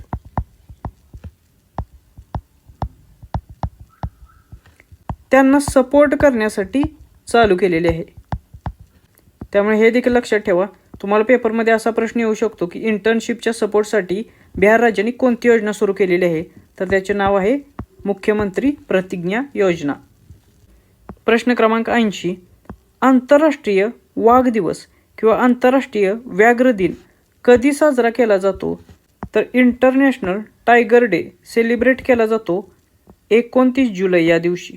त्यामुळे पर्याय क्रमांक 1 हे याचे योग्य उत्तर आहे. प्रश्न क्रमांक 81, आर्थिक वर्ष 2027 पर्यंत 40 लाख घरे सौर ऊर्जेवर चालवण्याचे लक्ष्य कोणत्या बँकेने ठेवलेले आहे, तर हा देखील प्रश्न खूप महत्त्वाचा आहे. तर आर्थिक वर्ष 2027 पर्यंत म्हणजेच पुढच्या 2 वर्षांमध्ये जवळपास 40 लाख घरे ही सौर ऊर्जेवर चालवण्याचे लक्ष ठेवलेले आहे स्टेट बँक ऑफ इंडियाने म्हणजेच SBIने. त्यामुळे पर्याय क्रमांक 1 हे याचे योग्य उत्तर आहे. प्रश्न क्रमांक 82, कॉमनवेल्थ यूथ पीस ॲम्बॅसेडर म्हणून कोणत्या विद्यार्थिनीची नियुक्ती झालेली आहे, तर कॉमनवेल्थ यूथ पीस ॲम्बॅसेडर म्हणून नियुक्ती झालेली आहे सुकन्या सोनवाल यांची. त्यामुळे या प्रश्नाचे उत्तर आहे पर्याय क्रमांक 2 हे. प्रश्न क्रमांक 83, ग्लोबल हंगर इंडेक्स 2025मध्ये भारताचा क्रमांक कितवा आहे, तर हा जो ग्लोबल हंगर इंडेक्स आहे तो परीक्षेच्या दृष्टिकोनातून खूप महत्त्वाचा आहे, कारण प्रत्येक परीक्षेमध्ये याच्यावरती प्रश्न विचारले जातात आणि 2025च्या या इंडेक्समध्ये भारताचा क्रमांक आहे 102वा. त्यामुळे पर्याय क्रमांक 2 हे याचे योग्य उत्तर आहे. आता परीक्षेमध्ये याच्यावरती 2 प्रकारचे प्रश्न विचारले जातात. पहिला म्हणजे हा इंडेक्स कोण प्रकाशित करतं, तर कन्सर्न वर्ल्ड वाईड आणि वेल्थ हंगर हेल्प या 2 संस्थांची नावे लक्षात ठेवा. याच्यावरती हा इंडेक्स प्रकाशित केला जातो. त्याच्यानंतर 2025च्या या इंडेक्सनुसार भारताचा क्रमांक आहे 102वा. मात्र याच्यासाठी भारताला किती गुण देण्यात आलेले आहेत, तर 25.8 गुणांसह भारताचा क्रमांक 102वा आहे. त्यामुळे हे गुण देखील लक्षात ठेवा. प्रश्न क्रमांक 84, भारताचे 53वे सरन्यायाधीश कोण झालेले आहेत, तर भारताच्या सुप्रीम कोर्टमध्ये नवीन नियुक्ती करण्यात आलेली आहे आणि भारताचे नवीन सरन्यायाधीश असणार आहेत जस्टिस सूर्यकांत हे. त्यामुळे पर्याय क्रमांक 3 हे याचे योग्य उत्तर असेल. त्यांचा नंबर देखील लक्षात ठेवा, ते 53वे सरन्यायाधीश असतील. मग 52वे सरन्यायाधीश कोण होते की ज्यांची जागा ही जस्टिस सूर्यकांत यांनी घेतली, तर BR गवई हे भारताचे 52वे सरन्यायाधीश होते. त्यामुळे हे देखील लक्षात ठेवा. प्रश्न क्रमांक 85, आशियान शिखर परिषद 2025मधील 46वी आणि 47व्या परिषदेचे कोणत्या देशाने यजमानपद भूषवले, तर अशा काही संस्था ज्याच्यामध्ये भारत सदस्य असेल किंवा त्या आशियातील किंवा भारताच्या दृष्टिकोनातून महत्त्वाच्या असतील त्याची जर परिषद होत असेल तर त्याच्यावरती प्रश्न विचारले जातात. आणि आशियान शिखर परिषद 2025 याचे आयोजनपद स्वीकारलेले होते मलेशिया या देशाने. त्यामुळे पर्याय क्रमांक 2 हे याचे योग्य उत्तर आहे. आता आपण याच्याबद्दल अधिक माहिती बघूया की ही एक्झॅक्टली कुठे झाली, याच्यावरती देखील प्रश्न विचारला जातो. तर क्वालालंपूर या शहरामध्ये मलेशियामधील ही परिषद पार पाडण्यात आलेली. त्यामुळे हे स्थळ देखील लक्षात ठेवा. त्याचबरोबर याचे अध्यक्ष कोण होते असा देखील प्रश्न परीक्षेमध्ये येऊ शकतो. तर मलेशियाचे पंतप्रधान अनवर इब्राहिम या आशियान शिखर परिषदाचे अध्यक्ष होते. त्यामुळे हे 2 MCQ ते लक्षात ठेवा. प्रश्न क्रमांक 86, विज्ञान रत्न पुरस्कार 2025 कोणी प्राप्त केला. परीक्षेच्या दृष्टिकोनातून असे काही महत्त्वाचे पुरस्कार असतात की ज्याच्यावरती प्रश्न विचारले जातात. त्यापैकीच हा एक आहे. विज्ञान रत्न पुरस्कार 2025 प्राप्त केलेला आहे जयंत विष्णू नारळीकर यांनी. त्यामुळे याचे उत्तर आहे पर्याय क्रमांक 3 हे. प्रश्न क्रमांक 87, फिल्मफेअर पुरस्कार 2025मध्ये सर्वोत्कृष्ट चित्रपटाचा पुरस्कार कोणत्या चित्रपटाने जिंकला. तर परीक्षेच्या दृष्टिकोनातून हे जे फिल्मफेअर पुरस्कार असतात किंवा राष्ट्रीय फिल्म अवॉर्ड्स असतात ते खूप महत्त्वाचे असतात. त्याच्यावरती प्रश्न विचारले जातात.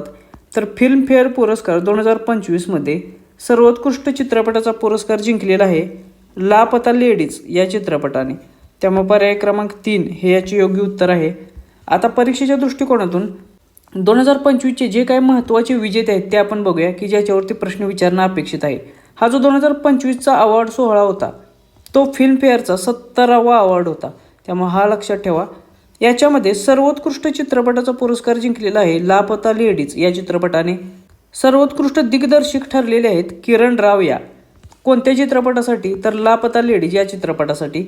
सर्वोत्कृष्ट अभिनेता पुरुष या श्रेणीमध्ये अवॉर्ड मिळालेला आहे कार्तिक आर्यन चंदू चॅम्पियन या चित्रपटासाठी आणि अभिषेक बच्चन याला आय वॉन्ट टू टॉक या चित्रपटासाठी. त्यामुळे हे जे पुरस्कार आहेत सर्वोत्कृष्ट अभिनेत्याचे ते विभागून देण्यात आलेले आहेत कार्तिक आर्यन आणि अभिषेक बच्चन या 2 अभिनेत्यांना. त्याच्यानंतर सर्वोत्कृष्ट अभिनेत्री हा पुरस्कार मिळालेला आहे आलिया भट्ट हिला तिच्या जिगरा या चित्रपटातील भूमिकेसाठी. तर हे काही महत्त्वाचे फिल्मफेअर पुरस्कार विजेते आहेत की ज्याच्यावरती प्रश्न विचारू शकतात. प्रश्न क्रमांक 88. 8वा केंद्रीय वेतन आयोग 2025चे अध्यक्षपद कोणी भूषवलेले आहे? तर हा जो वेतन आयोग असतो तो दर 10 वर्षांनी स्थापन केला जातो.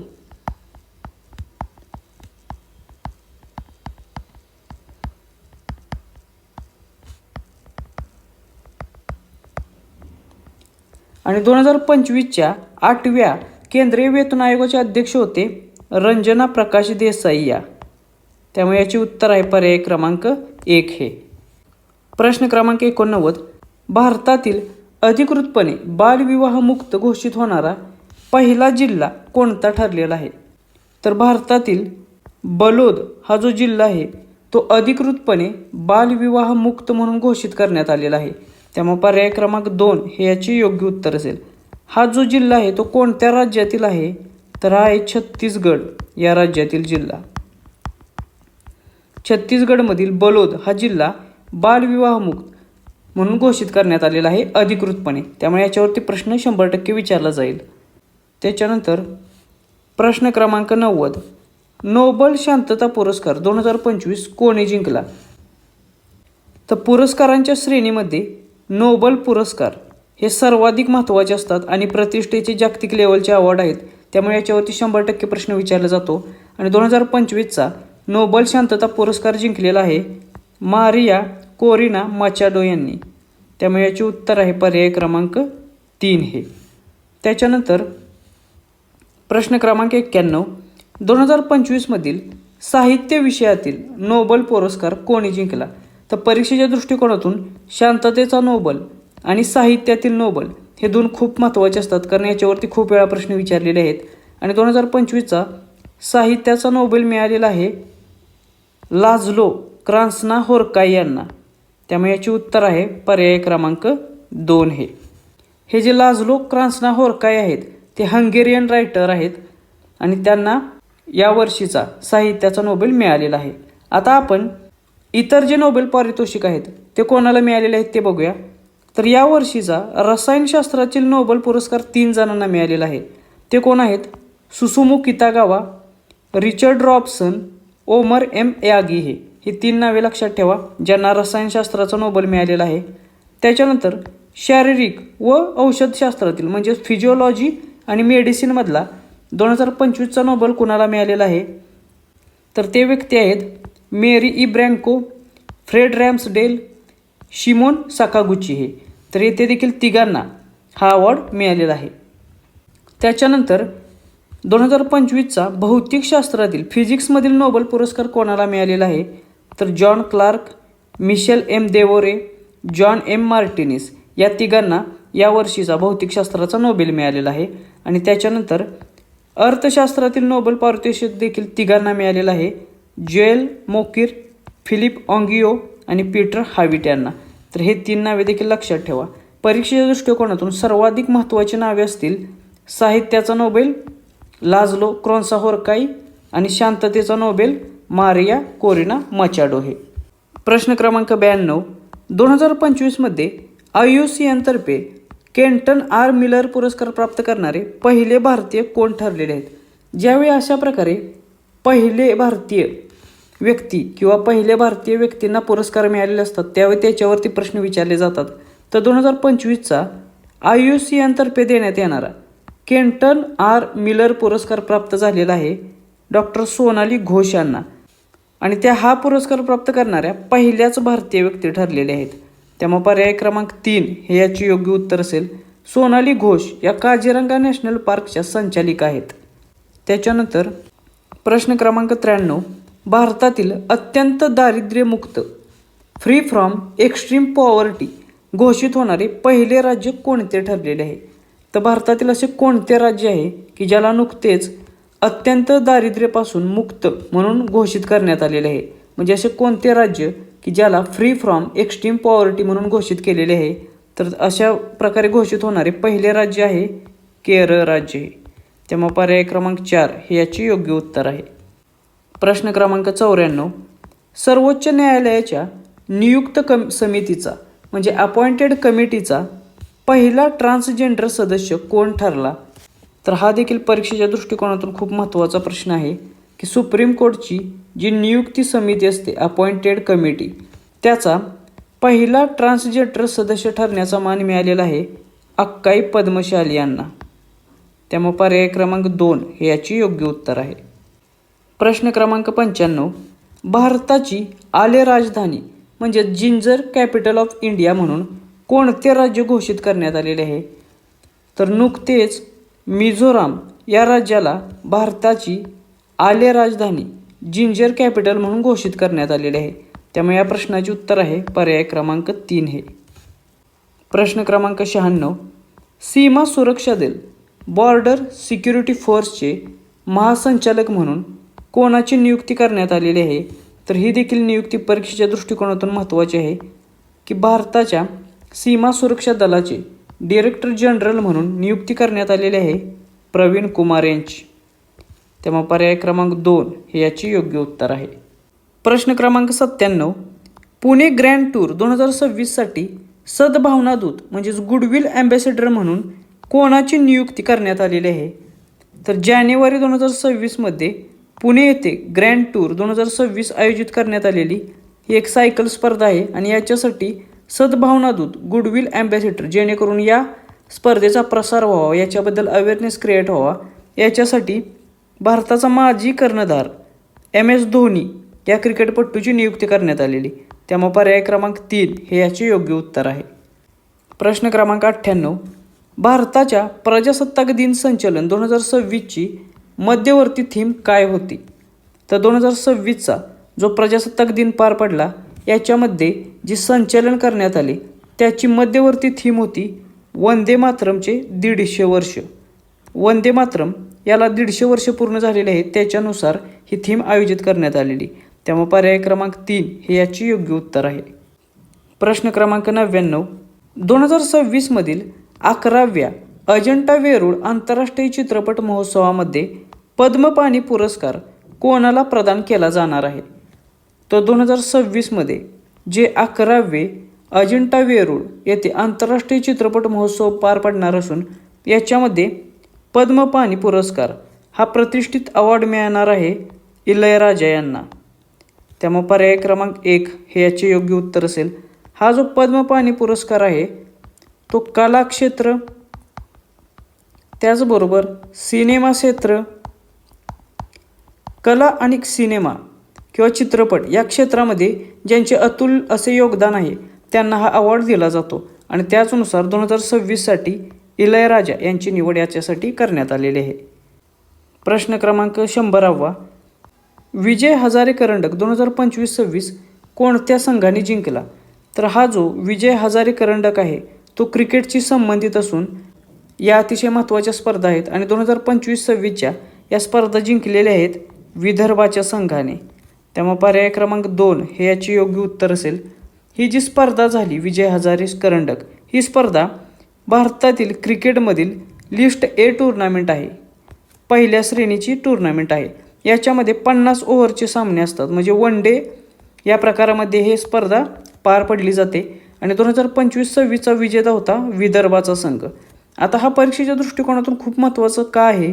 कारण विदर्भाच्या संघाने हे पहिलेच विजेतेपद या स्पर्धेचे पटकवलेले आहे. त्यामुळे पहिल्यांदाच स्पर्धा ही विदर्भाने जिंकलेली असल्यामुळे याच्यावरती प्रश्न येऊ शकतो. त्याचबरोबर या स्पर्धेचा उपविजेता होता सौराष्ट्राचा संघ. त्यामुळे विजेता उपविजेता हे देखील लक्षात ठेवा. प्रश्न क्रमांक 101, सर्वोच्च न्यायालयाने अलीकडेच मासिक पाळीच्या स्वच्छतेचा मेन्स्ट्रल हायजीनचा अधिकार हा कोणत्या मूलभूत अधिकाराचा भाग असल्याचे म्हटलेले आहे?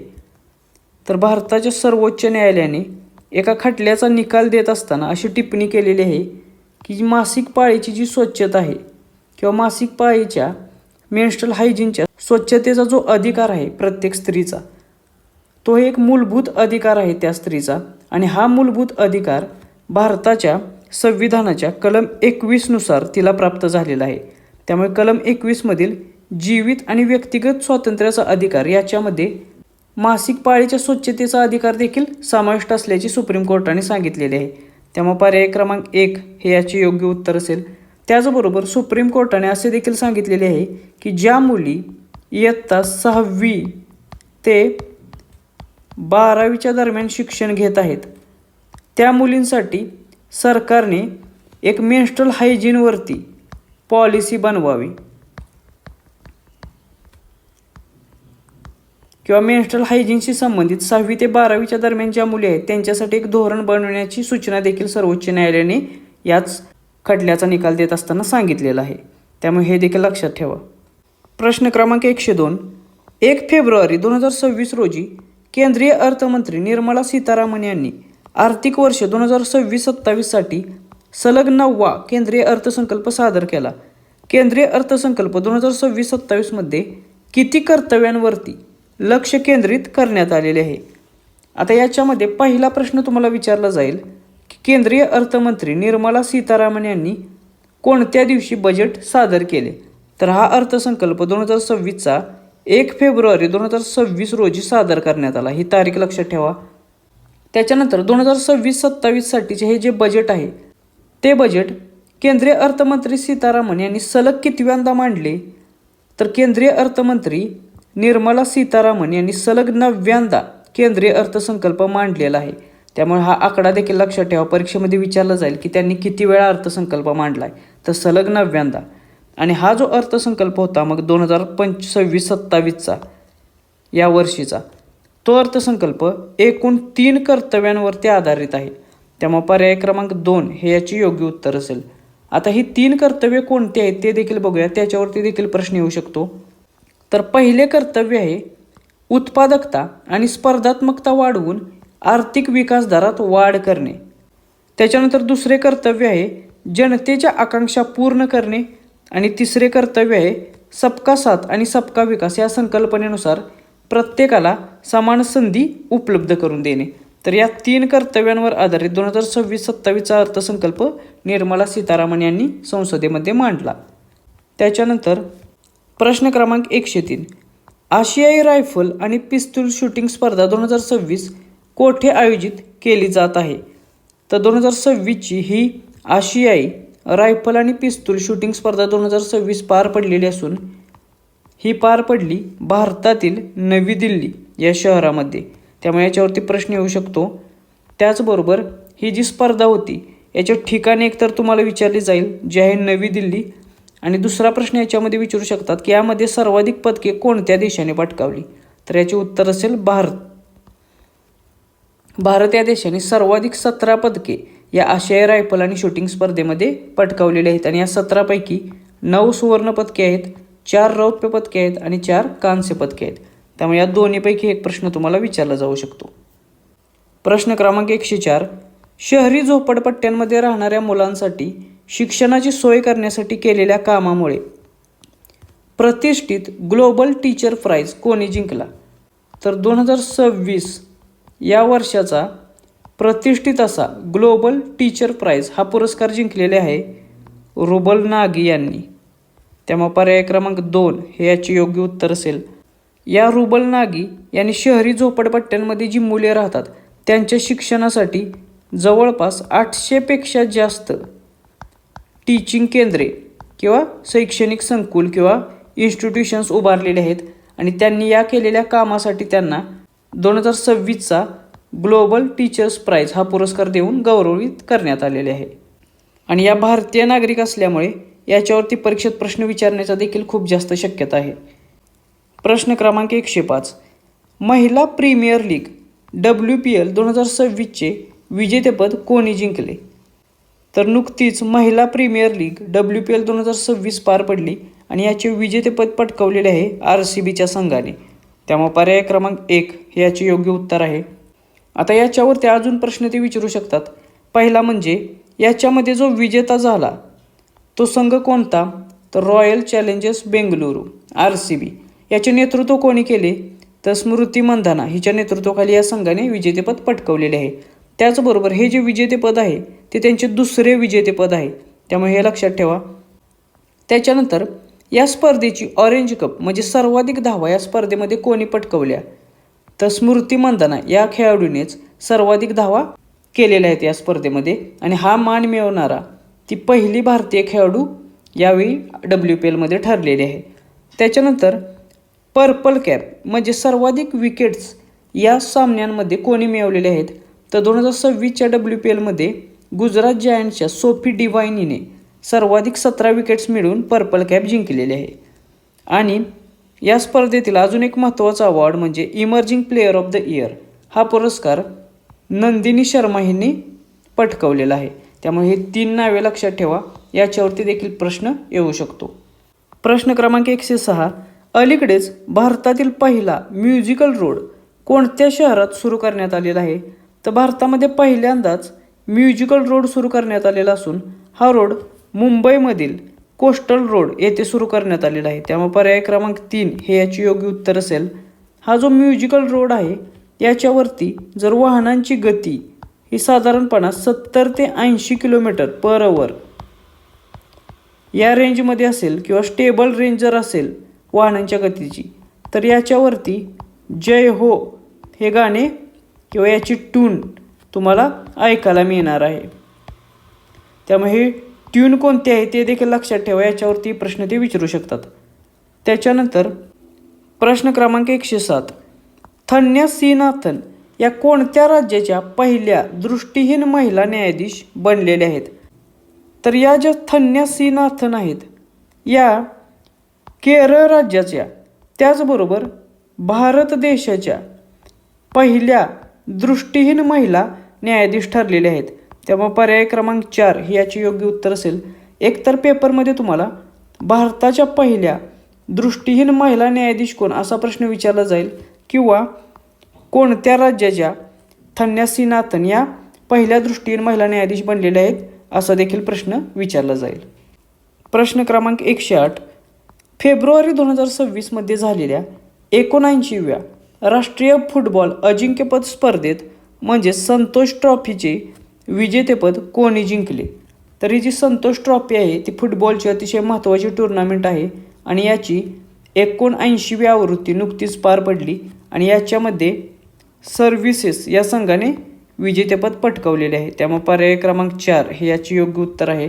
आता परीक्षेमध्ये याच्यावरती एकतर असा प्रश्न विचारला जाईल की याच्या विजेता कोण ठरला, तर तो असेल सर्व्हिसेस, किंवा ते उपविजेतेपद कोणी पटकावले असा देखील प्रश्न विचारतात. तर याचे उत्तर असेल केरळच्या संघाने. आणि सर्वाधिक गोल या स्पर्धेमध्ये कोणी केले, तर हिमांशू जंगरा याने एकूण 9 गोल करून सर्वाधिक गोल करण्याचा विक्रम केलेला आहे. त्याच्यानंतर प्रश्न क्रमांक 109, 7 फेब्रुवारी 2026 रोजी झालेल्या अंतिम सामन्यात सॅप अंडर-19 महिला अजिंक्यपद स्पर्धेत विजेतेपद कोणत्या संघाने पटकावले, तर ही एक फुटबॉल स्पर्धा आहे आणि याच्यामध्ये अंडर-19 महिला चॅम्पियनशिप ही नुकतीच पार पडलेली असून ही जिंकलेली आहे भारतीय संघाने. त्यामुळे पर्याय क्रमांक 1 हे याचे योग्य उत्तर असेल.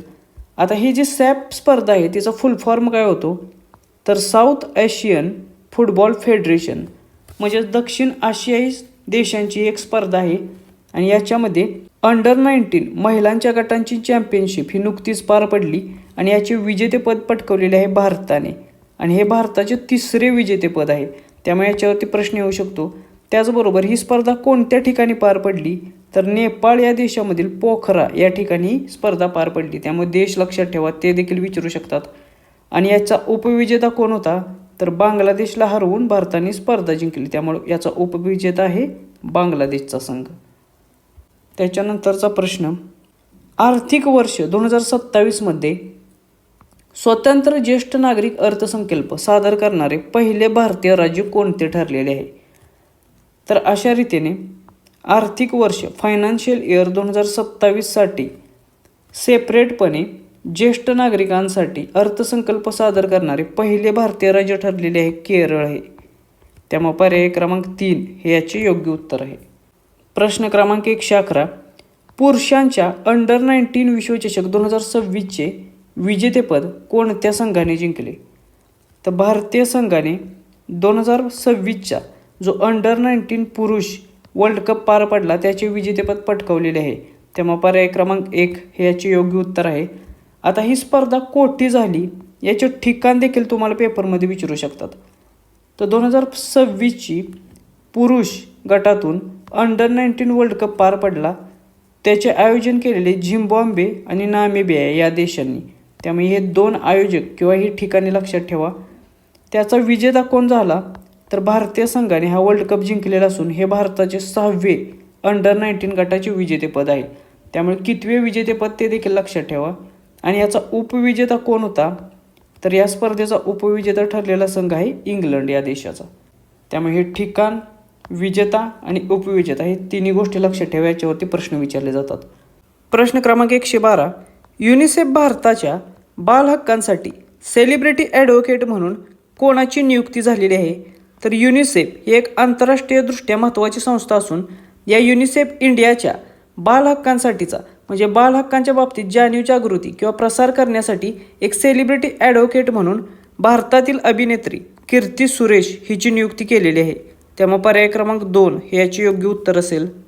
प्रश्न क्रमांक 113. नीती आयोगाचे CEO म्हणून अतिरिक्त प्रभार कोणाकडे देण्यात आलेला आहे? तर नीती आयोग ही परीक्षेच्या दृष्टिकोनातून अतिशय महत्त्वाची संस्था आहे. कारण याच्यावरती एक स्टॅटिक GKच्या माध्यमातून पॉलिटीच्या अँगलने प्रश्न विचारले जातात किंवा याची संरचना किंवा याच्या ज्या नियुक्त्या आहेत त्याच्यावरती परीक्षेत प्रश्न विचारले जातात. तर हा जो नीती आयोग आहे याचे CEO याचा ॲडिशनल चार्ज अतिरिक्त प्रभार एका व्यक्तीकडे दिलेला आहे आणि त्यांचं नाव आहे निधी छिब्बर हे. त्यामुळे याचे उत्तर असेल पर्याय क्रमांक 3 हे. आता याच्याबद्दल काही महत्त्वाच्या गोष्टी बघूया. या नीती आयोगाचे चेअरमन कोण असतात? तर या नीती आयोगाच्या चेअरमनपदी देशाचे पंतप्रधान असतात. मग आत्ता कोण आहेत? तर ते आहेत पंतप्रधान नरेंद्र मोदी. याचे व्हाईस चेअरमन कोण आहेत जे या नीती आयोगाचा पूर्ण कारभार पाहतात? तर ते आहेत श्री अशोक कुमार लाहिरी. त्यामुळे हे नाव लक्षात ठेवा. याच्यावरती देखील प्रश्न विचारला जातो. आणि सध्या या नीती आयोगाचा CEO म्हणून याचा ॲडिशनल चार्ज अतिरिक्त प्रभार दिलेला आहे निधी छिब्बर यांच्याकडे. त्यामुळे हे 3 नावे लक्षात ठेवा. या 3 पदांवरती या 3 नियुक्त्यांवरती प्रश्न विचारले जातात. प्रश्न क्रमांक 114. महाराष्ट्र राज्याचे नवीन राज्यपाल म्हणून कोणाची नियुक्ती झालेली आहे? तर महाराष्ट्राचे नवीन राज्यपाल म्हणून जिष्णुदेव वर्मा यांची नियुक्ती करण्यात आलेली आहे. त्यामुळे पर्याय क्रमांक 1 हे याचे योग्य उत्तर असेल. प्रश्न क्रमांक 115. एप्रिल 2026मध्ये उत्कृष्ट सेवेबद्दल राष्ट्रपती पोलीस कलर निशान हे कोणत्या राज्याच्या पोलिसांना प्रदान करण्यात आलेलं आहे?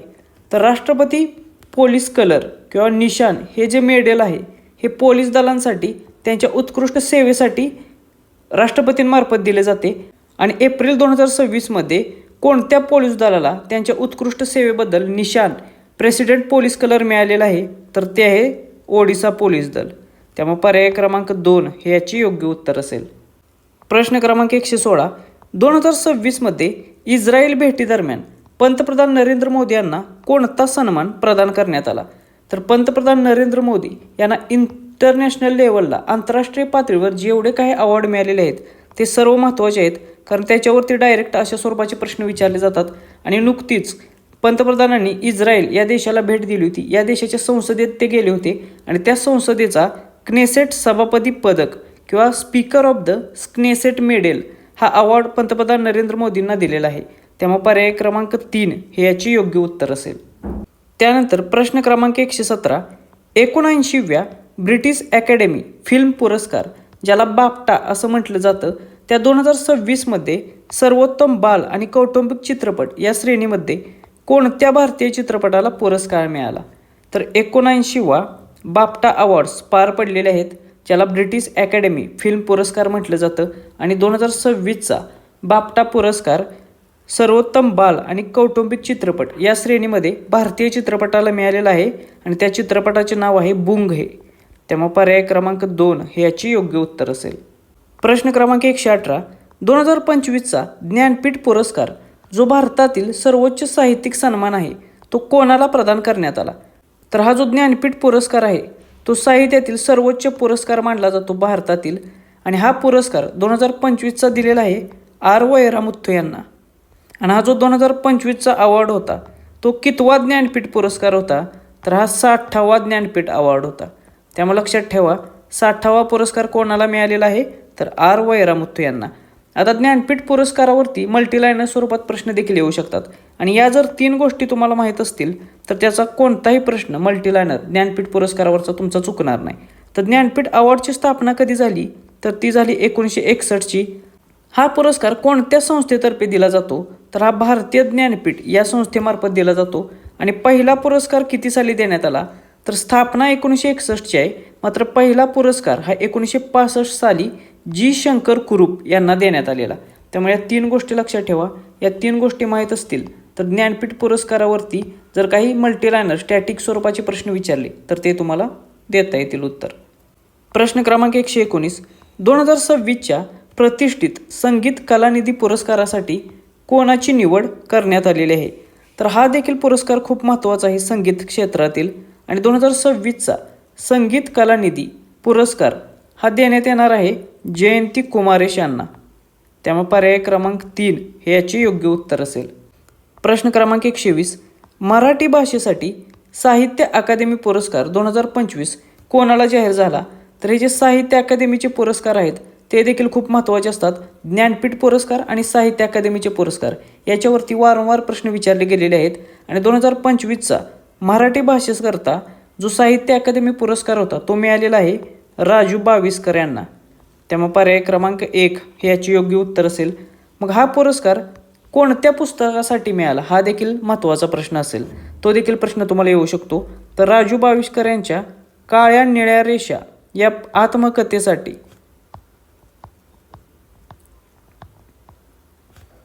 काळ्या निळ्या रेषा हे एक आत्मकथापर पुस्तक आहे, आणि या आत्मकथापर पुस्तकासाठी हा जो पुरस्कार आहे 2025चा साहित्य अकादमी पुरस्कार मराठी भाषेकरता तो राजू बाविस्कर यांना मिळालेला आहे. त्यामुळे हे पुस्तकाचे नाव देखील लक्षात ठेवा.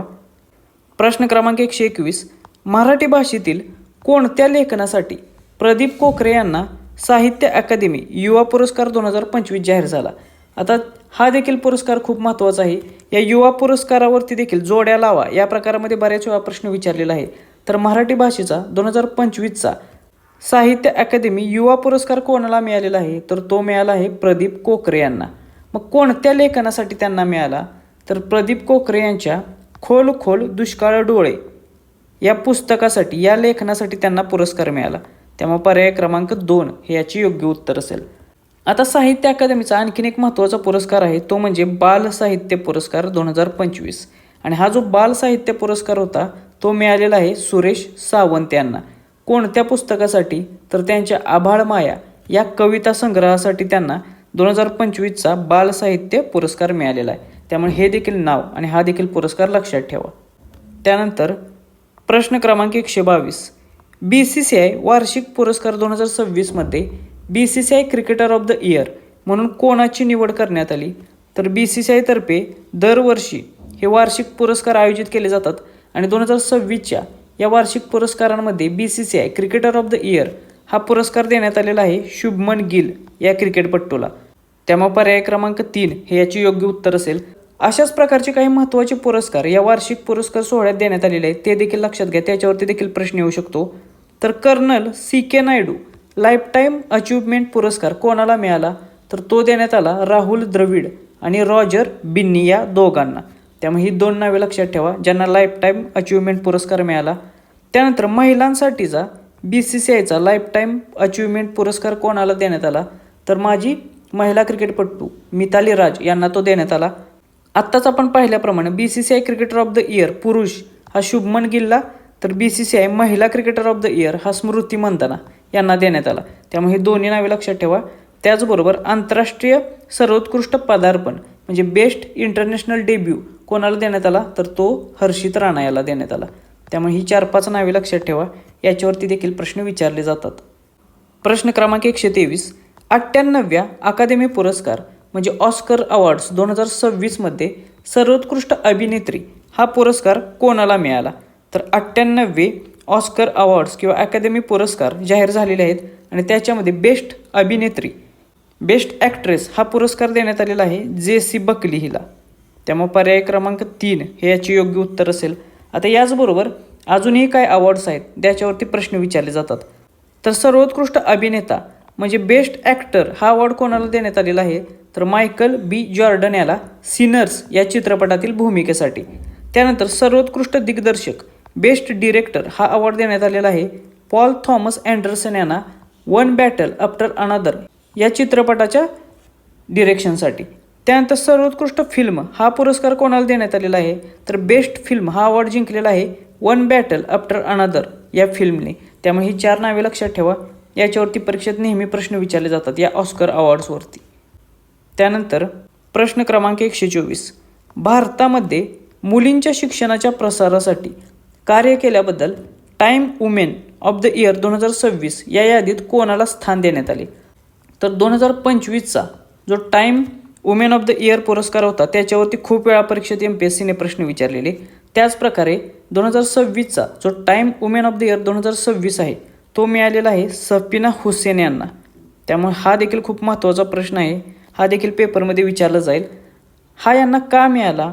तर सफिना हुसेन यांनी भारतामध्ये मुलींच्या शिक्षणाच्या प्रसारासाठी जे कार्य केलेलं आहे त्या कार्यासाठी त्यांना हा अवॉर्ड किंवा त्यांचे हे नाव जे आहे ते टाईमच्या वुमेन ऑफ द इयर 2026ची जी यादी आहे त्याच्यामध्ये प्रकाशित झालेले आहे. प्रश्न क्रमांक 125, रणजी ट्रॉफी 2025-26चे विजेतेपद कोणत्या संघाने जिंकले? तर ही जी 2025 आणि 26ची जी स्पर्धा होती रणजी ट्रॉफी ही खूप महत्त्वाची आहे, खूप चर्चेतील स्पर्धा होती आणि या स्पर्धेचे विजेतेपद जम्मू आणि काश्मीर या संघाने जिंकलेले आहे आणि हे स्पर्धेचे जम्मू आणि काश्मीरचे पहिलेच विजेतेपद आहे. त्यामुळे याच्यावरती 100% प्रश्न येऊ शकतो. पर्याय क्रमांक 2 हे याचे योग्य उत्तर असेल. ही जी स्पर्धा होती रणजी ट्रॉफी 2026 ही याची रणजी ट्रॉफीची 91वी आवृत्ती होती. मग याचे विजेतेपद कोणी पटकवले? तर जम्मू आणि काश्मीर संघाने हे यांचे पहिलेच या स्पर्धेचे विजेतेपद आहे. तर उपविजेता कोण होता? तर कर्नाटकचा संघ हा या स्पर्धेचा उपविजेता होता. प्रश्न क्रमांक 126, ICC पुरुष T20 विश्वचषक 2026चे विजेतेपद कोणत्या देशाने जिंकले? तर 2026ची जी ICC men's T20 world cup 2026 पार पडला त्याचे विजेतेपद जिंकलेले आहे भारतीय संघाने. त्यामुळे पर्याय क्रमांक 2 हे याचे योग्य उत्तर असेल. ही स्पर्धा खूप महत्त्वाची होती त्यामुळे याच्यावरती डिटेल मल्टीलाईन स्वरूपाचा प्रश्न देखील येऊ शकतो. त्यासाठी आपण व्यवस्थित इन्फॉर्मेशन बघूया. तर 2026ची ही T20 वर्ल्ड कप स्पर्धा झाली ती कोणी जिंकली? तर याचा विजेता होता भारत. T20 प्रकारातील भारताचे 3रे विजेतेपद आहे हे लक्षात ठेवा. उपविजेता कोण होता? तर न्यूझीलंडचा संघ हा उपविजेता होता. ही ICCची T20 वर्ल्ड कपची कितवी आवृत्ती होती? तर ही 10वी आवृत्ती होती आणि ही पहिलीच आवृत्ती होती की ज्याच्यामध्ये एकूण 20 संघांनी सहभाग नोंदवलेला. त्यामुळे देखील हा खूप महत्त्वाचा वर्ल्ड कप ठरलेला आहे. त्यानंतर यजमान देश म्हणजे होस्ट कोण होता? कोणत्या देशांनी ही स्पर्धा भरवली? तर भारत आणि श्रीलंका या 2 देशांमध्ये विभागून किंवा संयुक्तपणे या स्पर्धेचे आयोजन केलेले. त्यानंतर या स्पर्धेसाठी ब्रँड अँबॅसेडर म्हणून कोणाची नेमणूक करण्यात आलेली? तो रोहित शर्मा हा T20 वर्ल्ड कप 2026चा ब्रँड अँबॅसेडर होता. आणि अंतिम सामना कुठे खेळवला? तर नरेंद्र मोदी स्टेडियम अहमदाबाद या ठिकाणी या स्पर्धेचा अंतिम सामना खेळवण्यात आलेला. तर ही काय महत्त्वाची इन्फॉर्मेशन आहे 2026च्या T20 वर्ल्ड कप विषयी, ते लक्षात ठेवा. प्रश्न क्रमांक 127, 2026 ICC पुरुष T20 विश्वचषकात प्लेयर ऑफ द सिरीज म्हणून कोणाला घोषित करण्यात आले? तर हा खूप महत्त्वाचा पुरस्कार आहे. 2026चा जो T20 वर्ल्ड कप झाला त्याच्यामध्ये प्लेयर ऑफ द सिरीज मालिकावीर हा पुरस्कार कोणाला मिळाला? तर भारताच्या संजू सॅमसन याला हा पुरस्कार मिळाला. त्यामुळे पर्याय क्रमांक 2 हे याचे योग्य उत्तर असेल. आता परीक्षेच्या दृष्टिकोनातून महत्त्वाचं काय आहे? तर या स्पर्धेमध्ये सर्वाधिक विकेट्स कोणी मिळवल्या? तर भारताच्या जसप्रीत बुमराह आणि वरुण चक्रवर्ती या दोघांनी प्रत्येकी 14 बळी घेऊन 14 विकेट्स घेऊन सर्वाधिक विकेट्स मिळवलेल्या आहेत. तर सर्वाधिक धावा कोणी केल्या? तर सर्वाधिक धावा या पाकिस्तानच्या साहिबजादा फरहान या क्रिकेटपटूने केलेल्या.